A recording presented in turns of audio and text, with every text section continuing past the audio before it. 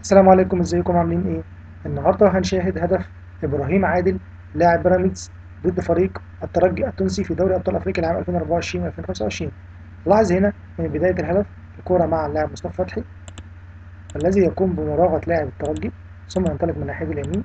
ما زالت الكرة مع مصطفى فتحي اللي بيلعب كرة عرضية داخل منطقة الجزاء. وهنا نلاحظ هنا ان عدد المدافعين نادي الترجي اكتر من لاعبي بيراميدز، ولكن الكرة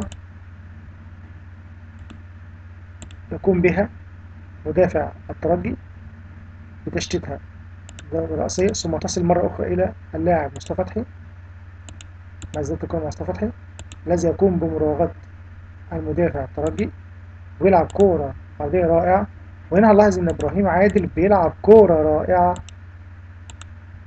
من لمسة واحدة، تسديدة قوية رائعة على الطاير، محرزا هدف التقدم لنادي بيراميدز وهو هدف الفوز في هذه المباراة.